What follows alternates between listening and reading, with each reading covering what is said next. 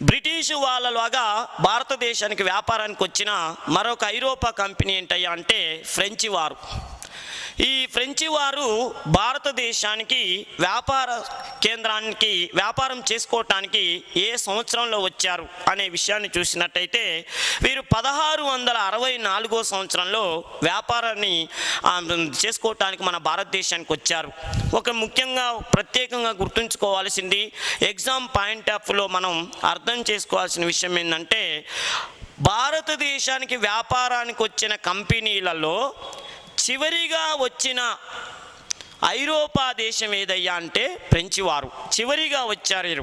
అందరూ ఆ పోర్చుగీస్ వాళ్ళు 1400 సంవత్సరంలో, డచ్ వాళ్ళు 1602లో, బ్రిటిష్ వాళ్ళు 1615లో వస్తే వీళ్ళు 1664 సంవత్సరంలో వ్యాపార కేంద్రానికి వచ్చారు, వ్యాపారం చేసుకోవటానికి వచ్చారు.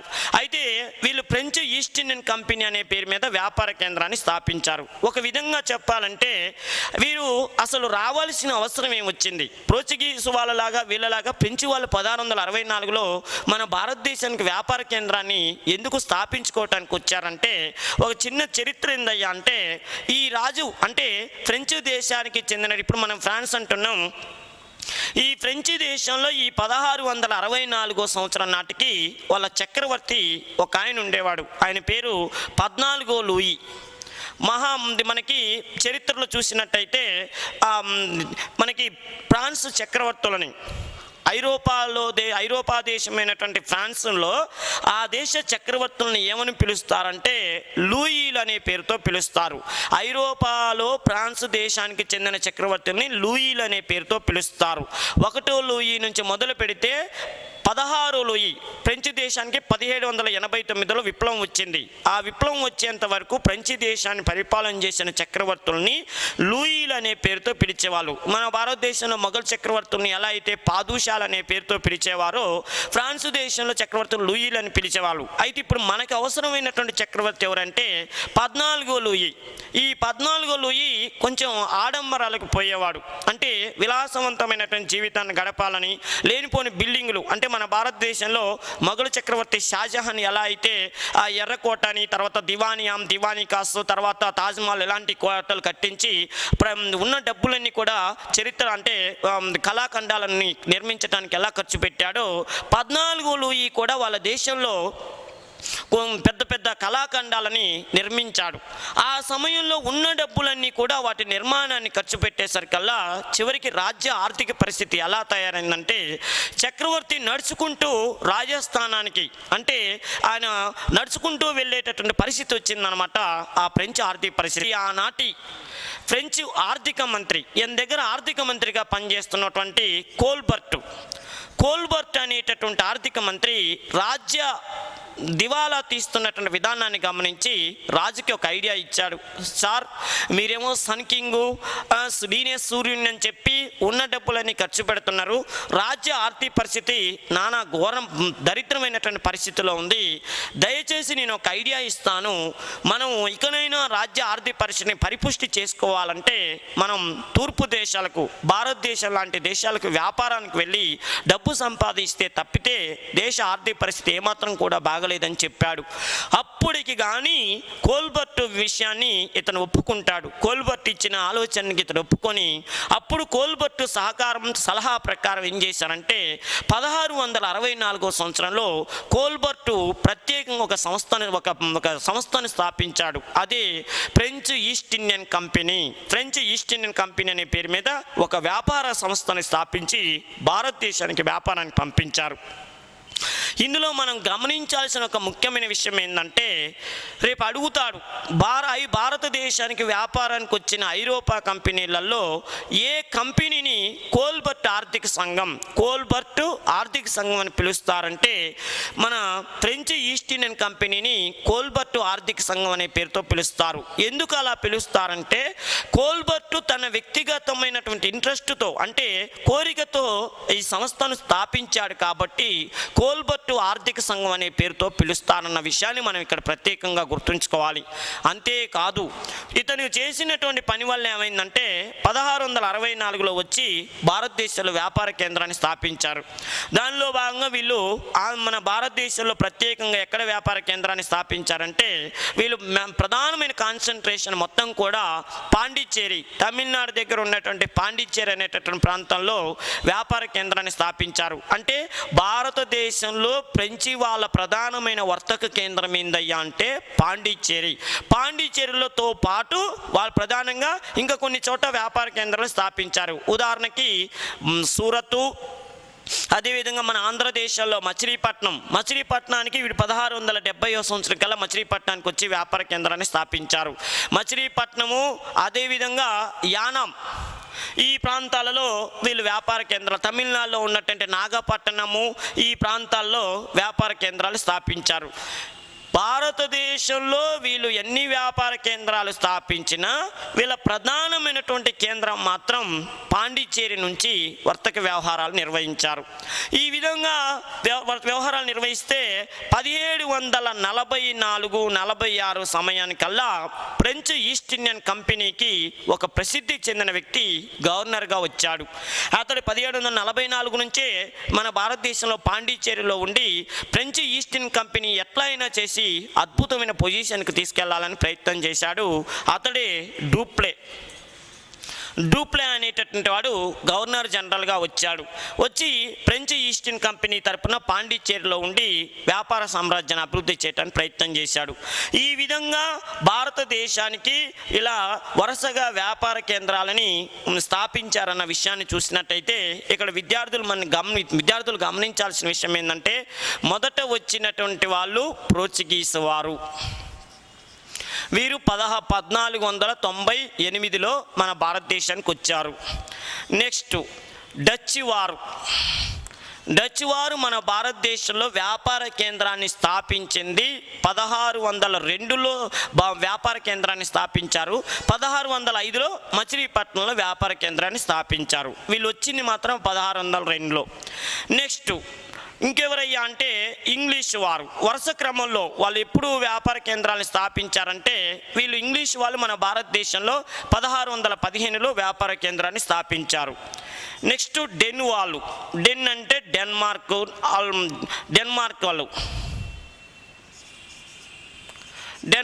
వాళ్ళు. వీళ్ళు మన భారతదేశానికి 1616లో వ్యాపార కేంద్రాన్ని స్థాపించారు. నెక్స్ట్ ఫ్రెంచ్ వారు చివరిగా వచ్చారన్న ఇప్పుడే మనం వాళ్ళ గురించి చర్చించినాము. 1664లో వచ్చారు. ఇలా 5 దేశాలు మన భారతదేశానికి వ్యాపార కేంద్రాలను స్థాపించుకున్నారు భారతదేశంలో. అయితే ఇక్కడ మనం గమనించాల్సిన విషయం ఏంటంటే భారతదేశానికి వచ్చిన 5 కంపెనీలలో ఈ 5 కంపెనీలలో మొట్టమొదటిసారి వచ్చిన వాళ్ళు వీళ్ళు, చివరిసారిగా వచ్చిన వాళ్ళు వీళ్ళు, చివరిసారిగా భారతదేశం వెళ్ళిన వాళ్ళు వీళ్ళు. మొట్టమొదటిసారిగా వచ్చిన వీళ్ళు, చివరిసారిగా వచ్చిన వీళ్ళు. భారతదేశం నుంచి చివరిసారిగా వెళ్ళింది అంటే 1961 సంవత్సరం డిసెంబర్ 19వ తారీఖు నాడు వీళ్ళు వెళ్ళిపోయారు. అంటే మొదటి వచ్చింది వాళ్ళే, చివరి వెళ్ళింది వాళ్ళే, చివరిగా వచ్చింది మాత్రం వీళ్ళు. అదేవిధంగా మన ఆంధ్రదేశాన్ని చూసినట్టయితే, ఇప్పుడు భారతదేశం అంటే ఓకే, మన ఆంధ్రదేశాన్ని చూసినట్టయితే ఆంధ్రదేశానికి మొట్టమొదటిసారిగా వ్యాపార కేంద్రానికి వచ్చిన వాళ్ళు డచ్ వాళ్ళు. అసలు వీళ్ళు వ్యాపార కేంద్రం స్థాపించిందే ఫస్ట్ మచిలీపట్నంలో 1605లోని మనం గతంలోనే చెప్పుకున్నాం. అంటే ఆంధ్రదేశానికి వ్యాపారానికి వచ్చిన మొట్టమొదటి వాళ్ళు డచ్ వాళ్ళ తర్వాత ఆంధ్రదేశానికి మచిలీపట్నానికి వ్యాపారానికి వచ్చిన వాళ్ళు ఇంగ్లీష్ వాళ్ళు. ఆంధ్రదేశానికి చివరిగా వ్యాపారానికి వచ్చిన వాళ్ళు పోర్చుగీస్ వాళ్ళు. ఇక్కడ విద్యార్థులు గుర్తుంచుకోవాల్సిన విషయం ఏంటంటే ఆంధ్రదేశానికి మొట్టమొదటిసారిగా వచ్చిన వాళ్ళు డచ్ వాళ్ళు, భారతదేశానికి మొట్టమొదటిసారిగా వచ్చిన వాళ్ళు పోర్చుగీస్ వాళ్ళు, ఆంధ్రదేశానికి చివరిసారిగా వచ్చిన వాళ్ళు పోర్చుగీస్ వాళ్ళు. అంటే ఆ భారతదేశానికి మొట్టమొదటిసారిగా వీళ్ళు 1498లో వస్తే మన ఆంధ్రదేశానికి మచిలీపట్నానికి వ్యాపారానికి వీళ్ళు 1670లో వచ్చారు. అప్పటి వరకు ఆంధ్రదేశం మీద వీళ్ళు అసలు దృష్టి పెట్టలేదు. అది ప్రత్యేకంగా గుర్తుంచుకోవాలి. ఇంకో ముఖ్యమైన విషయం ఏంటంటే భారతదేశానికి 5 దేశాలు వచ్చినాయి. ఈ 5 దేశాలు వస్తే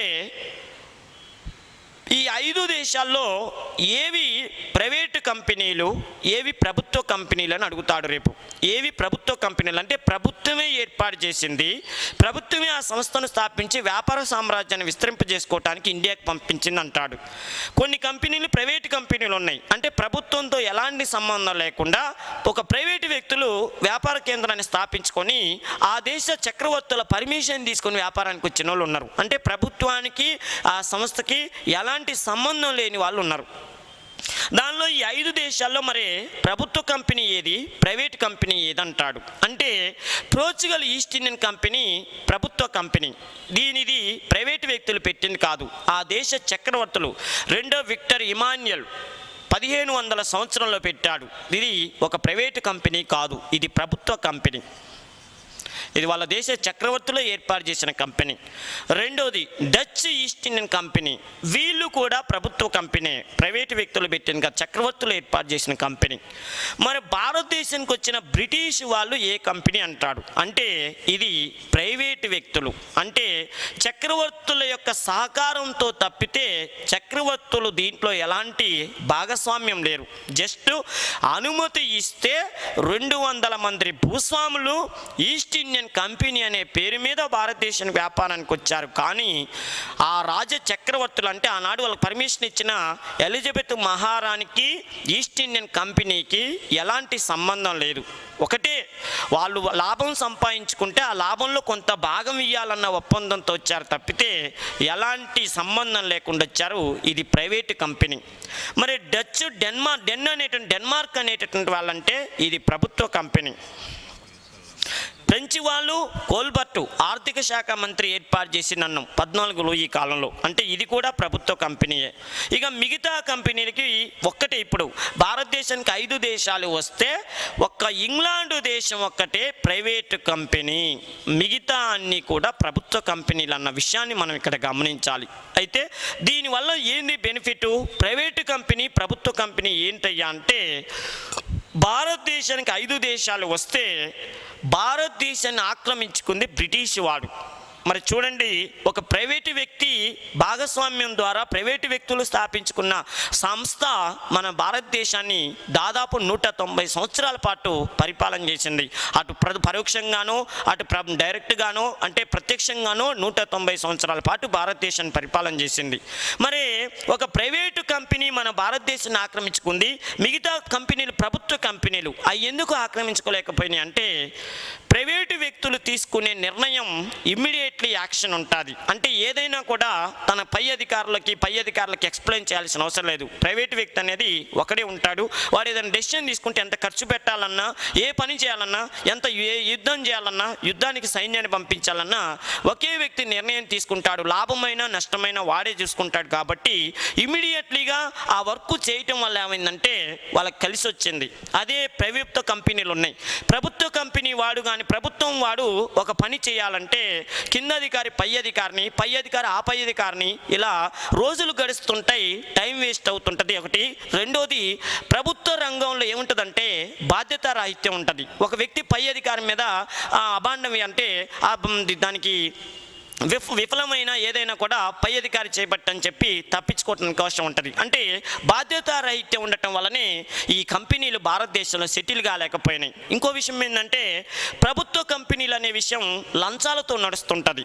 ఆనాడు మన భారతదేశానికి వచ్చిన కంపెనీలలో ఒక ఈస్ట్ ఇండియన్ కంపెనీ తప్పితే మిగతా వాళ్ళందరూ కూడా ఉద్యోగస్తులు ఉద్యోగం చేస్తున్న ఎంతో కొంత సంపాదించుకోవాలని కొంచెం అవినీతి కార్యక్రమాలకు పాల్పడటం వల్లనే మిగతా కంపెనీలు భారతదేశంలో సెటిల్ కాలేదు.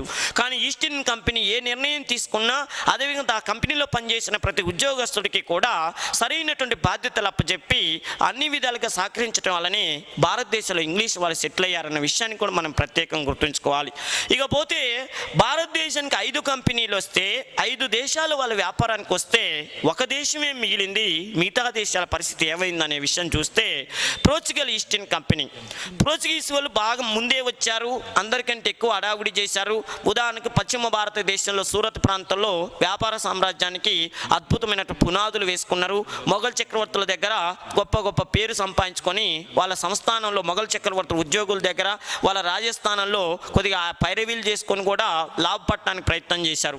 మరి ఎందుకు వీళ్ళు తర్వాత కాలంలో భారతదేశంలో ఇంగ్లీష్ వాళ్ళలాగా నెట్టకు రాలేకపోయారంటే వీళ్ళకి ప్రధానమైనటువంటి లోపం ఏంటంటే పోర్చుగీస్ వాళ్ళ భారతదేశానికి వచ్చి ఏ రాజ్యంతో అయితే సంబంధాలు రాజకీయ ఒడంబడికలు పెట్టుకున్నారో ఆ సామ్రాజ్యం కుప్పకూలిపోవటంతో ఆటోమేటిక్గా వీళ్ళు కూడా పతనం కావటం జరిగింది. అది ఎవరయ్యా అంటే విజయనగర సామ్రాజ్యం.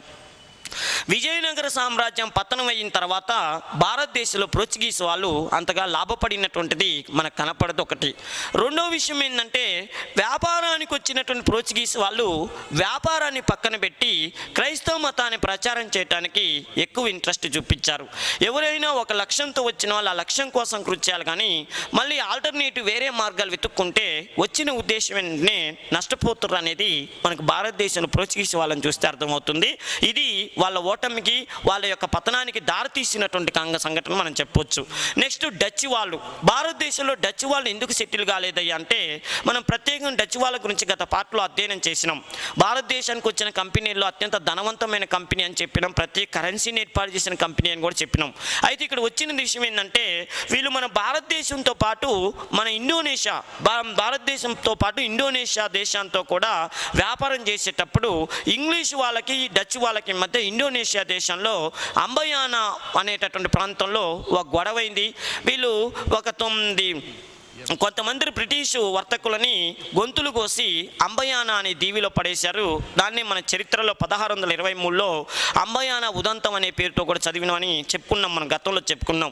ఎప్పుడైతే అంబయానా హత్యాకాండ జరిగిందో ఇండోనేషియాలో డచ్ వాళ్ళు భారతదేశంలో వ్యాపారాన్ని వదిలేసి అంటే ఉన్నారు కానీ సైలెంట్ అయిపోయి ఇండోనేషియాలో ఎక్కువ కాన్సన్ట్రేషన్ చేశారు.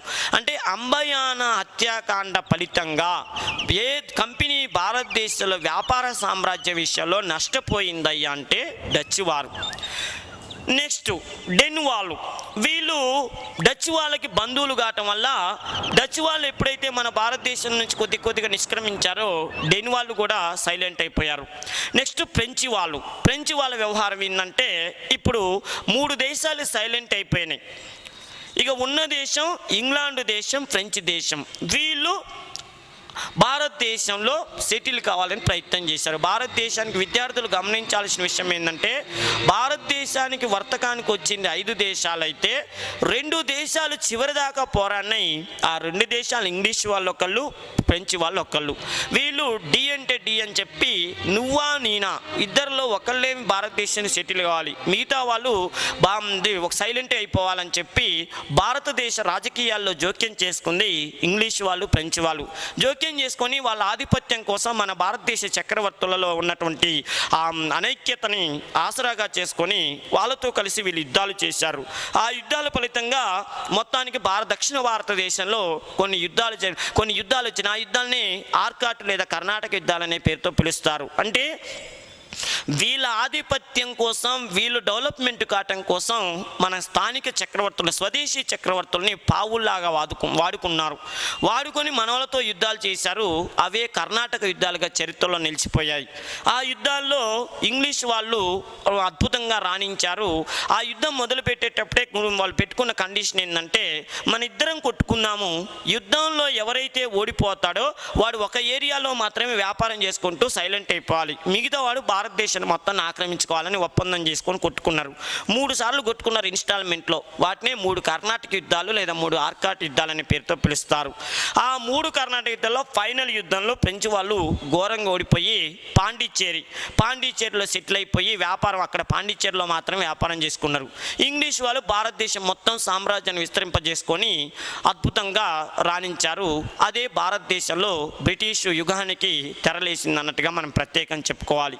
ఇందులో గమనించాల్సిన విషయం ఏంటంటే భారతదేశానికి వ్యాపారానికి వచ్చిన ఇంగ్లీషుడు అసలు రాజకీయాల్లో జోక్యం చేసుకోలేదు. కానీ కొన్ని కారణాల వల్ల అంటే ఫ్రెంచ్ వాళ్ళని ఎదుర్కోవటం కోసం రాజకీయాల్లో జోక్యం చేసుకోవాల్సి వచ్చింది. అదే తర్వాత కాలంలో భారతదేశంలో సెటిల్ కావడానికి దారితీసింది ఒకటి. అదేవిధంగా ఇంకో ముఖ్యమైన విషయం ఏంటంటే భారతదేశంలో జస్ట్ కొంత వ్యాపారం చేసుకుందామని సుగంధ ద్రవ్యాలు అటు తీసుకుపోదామని చెప్పి వచ్చిన ఇంగ్లీష్ వాడికి తర్వాత కాలంలో 1760 ఆ టైంలో వాళ్ళు ఇంగ్లాండ్ దేశంలో ఇండస్ట్రియల్ రెవల్యూషన్ అంటే పారిశ్రామిక విప్లవం వచ్చింది. 1760 ఆ టైంలో ఇంగ్లాండ్ దేశంలో పారిశ్రామిక విప్లవం వచ్చిన తర్వాత ఎట్టి పరిస్థితుల్లో ఇంగ్లీష్ వాడికి భారతదేశాన్ని వదులుకోవాలన్న ఆలోచన లేకుండా పోయింది. భారతదేశాన్ని వదులుకుంటే ఇంగ్లాండ్ దేశం ప్రపంచంలో అభివృద్ధి చెందక దిగజారిన దేశంగా నిలబడే పరిస్థితి అయింది. ఎందుకంటే వాళ్ళ దేశంలో ఇండస్ట్రియల్ రెవల్యూషన్ అంటే ప్రత్యేకంగా అప్పటి వరకు మనుషులు ఒక వస్తువుని మనుషులు తయారు చేస్తే ఇండస్ట్రియల్ రెవల్యూషన్ వల్ల ఏమైందంటే మనుషుల స్థానంలో యంత్రాల సహాయంతో వస్తువులను తయారు చేయడం మొదలుపెట్టారు. అంటే దాన్నే పారిశ్రామిక విప్లవం అంటారు. పారిశ్రామిక విప్లవం అంటే ఏంది? ఒక వస్తువుని గతంలో మనిషి తయారు చేస్తే కొన్ని గంటలు పట్టేది, కొన్ని రోజులు పట్టేది, కొన్ని నెలలు పట్టేది. కానీ వాటి ప్లేస్లో కొంతమంది శాస్త్రవేత్తలు కొన్ని వస్తువులను తయారు చేయడం వల్ల ఏమైందంటే ఇక మిగతా వస్తువులని ఒక వస్తువుని ఏదన్నా అగ్గిపెట్టెని తయారు చేయాలన్నా, ఏదో సబ్బు తయారు చేయాలన్నా, ఏది తయారు చేయాలన్నా యంత్రాల సహాయంతో వస్తువును ఉత్పత్తి చేయడం మొదలుపెట్టారు. దీనివల్ల పారిశ్రామిక విప్లవం వల్ల ఏమైందంటే ఇంగ్లాండ్ దేశం అద్భుతంగా డెవలప్ అయింది. ముఖ్యంగా లాంకషైర్ ఈ ప్రాంతంలో టెక్స్టైల్స్ అద్భుతంగా డెవలప్ అయినాయి. మరి ఇప్పుడు ఇంగ్లాండ్ దేశంలో అనేక రకాలైనటువంటి ఫ్యాక్టరీలు స్థాపించారు. ఆ ఫ్యాక్టరీలు నడవాలంటే ముడి పదార్థం కావాలి, రా మెటీరియల్ కావాలి. మరి రా మెటీరియల్ కోసం ఏదో ఒక దేశం మీద తప్పకుండా ఆధారపడాలి. ఎందుకంటే ఏ దేశమైనా, ఇంగ్లాండ్ దేశం కానీ ఫ్రాన్స్ దేశం, ఏ దేశమైనా అన్ని వస్తువులు దొరకవు. అందుకోసం ఏం చేశారు? ఇంగ్లాండ్ వాడికి ఖచ్చితంగా భారతదేశం అవసరం వచ్చింది. ఎందుకంటే భారతదేశంలో రకరకాలైనటువంటి ముడి పదార్థాలు, పత్తి కానీ, అదేవిధంగా షుగర్ కేన్ కానీ, జనపనార కానీ ప్రతి వస్తువు దొరుకుతుంది. కాబట్టి భారతదేశానికి కనుక తన చేతిలో పెట్టుకుంటే ఇంగ్లాండ్ దేశం పారిశ్రామికంగా అద్భుతంగా డెవలప్ అవుతుందన్న ఆలోచన ఇంగ్లాండ్ వాడికి 1760 తర్వాత వచ్చింది. అందుకని భారతదేశ రాజకీయాల్లో జోక్యం చేసుకొని భారతదేశాన్ని హస్తగతం చేసుకుంటూ ఒక ముఖ్యమైన విషయం ఏంటంటే అక్కడ 1760లో పారిశ్రామిక విప్లవం వచ్చింది. ఇక్కడ 1760 కల్లా కర్ణాటక యుద్ధాలు ఎండింగ్కి వచ్చాయి. అంటే ఇక్కడ కర్ణాటక యుద్ధంలో విజయం సాధించడం బ్రిటిష్ వాడికి తప్పనిసరి పరిస్థితి అయింది, తప్పనిసరిగా జరగాలి. అందుకోసం ఈస్ట్ ఇండియా కంపెనీ వాడు లెక్క చేయకుండా ఎంత డబ్బునైనా వెచ్చించి భారతదేశంలో తన ఆధిపత్యాన్ని నిరూపించుకోవడానికి ప్రయత్నం చేశాడు. ఆ విషయంలో అతను సక్సెస్ అయిందన్న విషయాన్ని మనం గుర్తుంచుకోవాలి.